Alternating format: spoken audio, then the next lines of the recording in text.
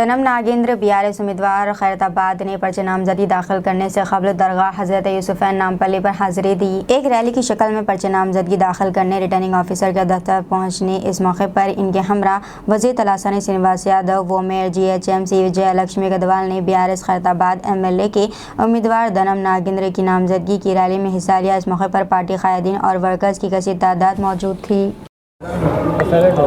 आज यूसुफबाबा दरगाह पे जो है ज़ियारत कर चादर चढ़ाए। हमेशा गुलिस्ता 25 साल से जब भी मैं नामिनेशन डालता हूँ, पहला मंदिर जाके उधर से यूसुफबाबा के पास ज़ियारत करके जो है हमारे लिए कामयाबी का आशीर्वाद लेके जाते हैं यहाँ से। तो आज भी मुझे उम्मीद है कि आज यूसुफबाबा के आशीर्वाद से और हमारे सभी भाइयों के आशीर्वाद से जो इंशाल्लाह ज़रूर कामयाब बनेंगे। और जो है ये आज का ये चुनाव जो है एक फ़िरका फ़रक़ जमात से हमारी लड़ाई हो रही, खासकर जो है जो एक रेवंत रेड्डी कांग्रेस का एक जो है नकाब पहनकर RSS का एक जो है नुमाइंदा रह के कांग्रेस का